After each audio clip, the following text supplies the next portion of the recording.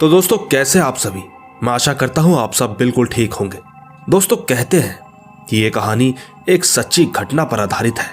दोस्तों पिशाच एक ऐसा प्रेत है जो कि इंसान, पशु, पक्षी या यूं कह सकते हैं कि वो हर जीवित प्राणी के खून के प्यासे होते हैं।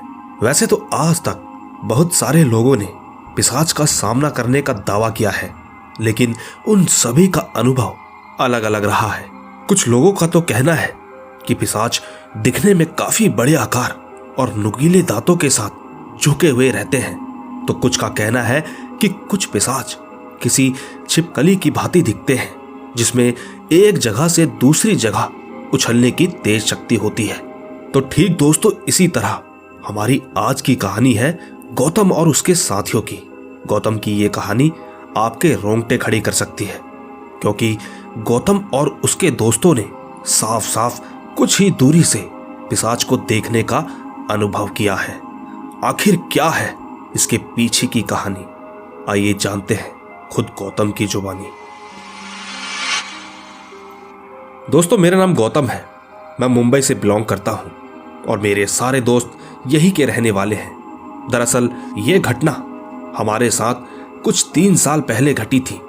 उस दौरान घटी ये घटना का खौफ हमारे अंदर इतना बरकरार है कि आज हमें जंगल के नाम से भी डर लगता है। खैर दोस्तों, हुआ कुछ ऐसा था कि वो दिसंबर का महीना था। हम सभी को न्यू ईयर का इंतजार था। हमारे कुछ अच्छे दोस्तों की ग्रुप हुआ करती थी।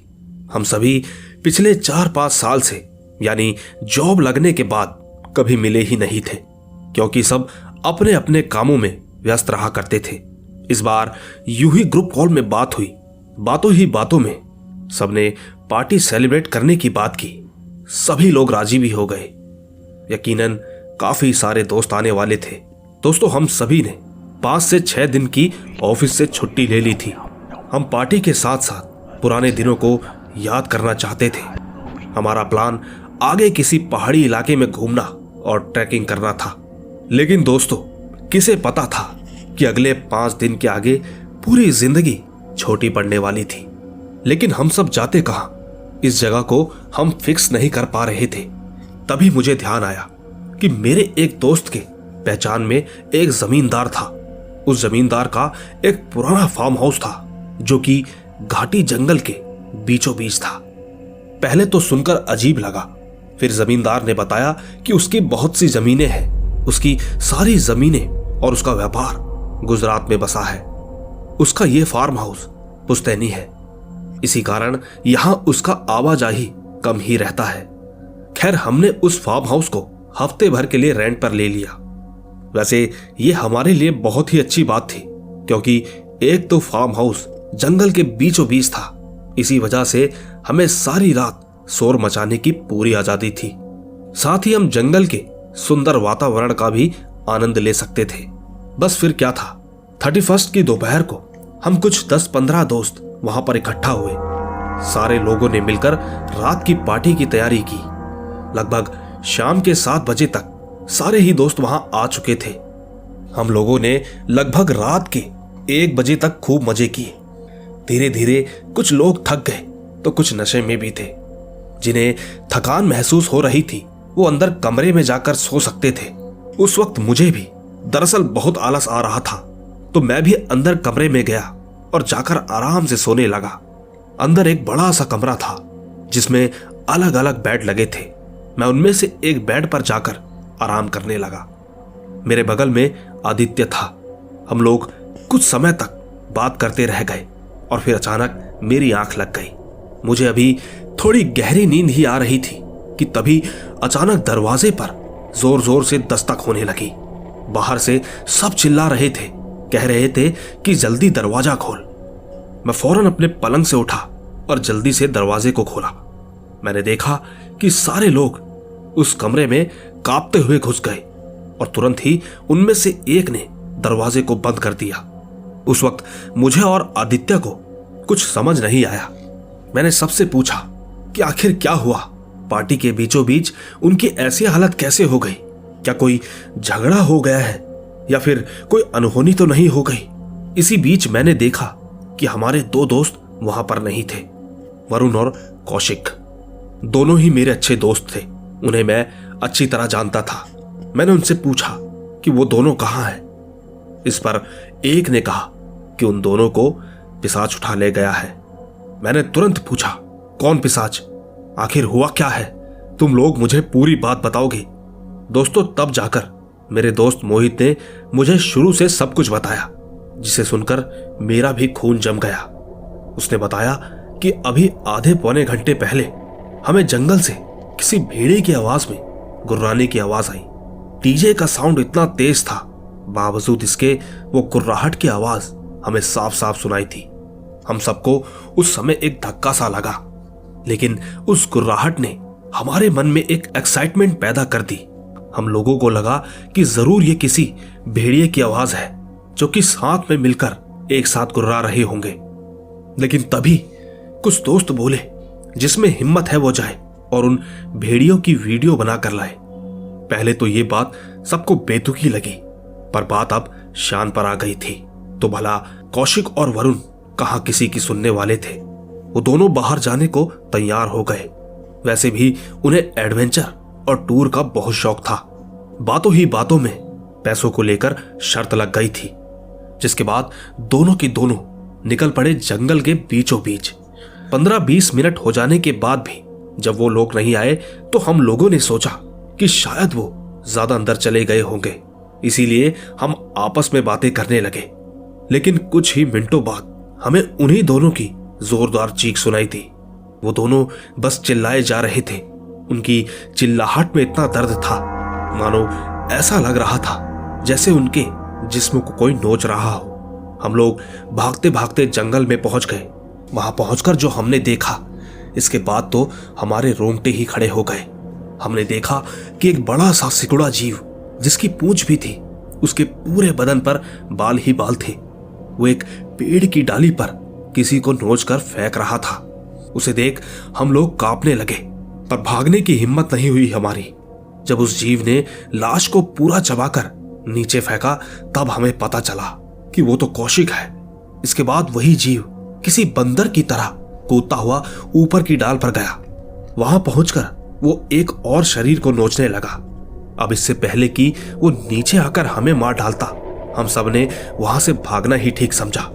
हम सभी पूरी रफ्तार से जंगल से भागने लगे और भागते भागते हम किसी तरह यहां फार्म हाउस पहुंचे। दोस्तों, वो इतना सब कुछ बोल ही रहा था कि तभी दरवाजे पर जोर जोर से पीटने की आवाजें लगातार आने लगी। ऐसा लग रहा था कि जैसे दरवाजा कोई तोड़ देना चाहता है। हम लोग अब अंदर से बहुत ज्यादा डर गए थे, क्योंकि हम सारे ही लोग कमरे के अंदर बंद थे। फिर बाहर से आखिर इस सुनसान जंगल में कौन हो सकता है। उस वक्त डर इतना ज्यादा था कि कुछ लोग तो खिड़की से कूदकर बाहर भाग गए और कुछ बेड के नीचे छुप गए। उस वक्त मैं भी डर के मारे एक बोर्ड के पीछे छुपा था। थोड़ी ही देर बाद दरवाजा एकदम अचानक से टूटकर नीचे गिर गया। दोस्तों, इसके बाद जो मैंने देखा, यकीन कीजिएगा मैं अंदर से पूरी तरह दहल उठा था। मैंने देखा कि एक झुकेला किस्म का जानवर, जिसके 2 दांत आगे की तरफ निकले हुए थे, वो कुछ सूंघता हुआ पेड़ पर कूद गया। वो मुझसे बस कुछ 4 या 5 कदम की दूरी पर था, लेकिन शायद मेरी किस्मत मेरे साथ थी। मैं उसके एकदम करीब होते हुए भी बच गया था। उसी कमरे में 2 और मेरे दोस्त भी थे, जो कि उसी बेड के नीचे लेटे थे। उन्होंने भी जरा सा भी अंदाजा नहीं होने दिया अपनी उपस्थिति का। कुछ समय बीत जाने के बाद वो जीव कूदता हुआ बाहर की तरफ भाग गया। मैं आपको सच बताऊं तो जब वो शैतान मेरे करीब था, तब मेरा शरीर अंदर से बिल्कुल कांप रहा था, क्योंकि मेरी एक गलती मेरी जिंदगी छीन सकती थी। खैर, जैसे तैसे बला टली। हम लोग फिर से एकजुट में आ गए। अब तो मन के अंदर बेहद डर था। मेरे कुछ दोस्त पहले से यहां ना रुकने को कह रहे थे, पर जिद और अच्छा फार्म हाउस होने के कारण हमारी यही गलती आज हमारी जान पर भारी पड़ रही थी। लेकिन दोस्तों, किस्सा यही खत्म नहीं हुआ था। हमने महसूस किया कि हमारे ऊपर के अल्बेस्टर पर सरसराहट हो रही थी।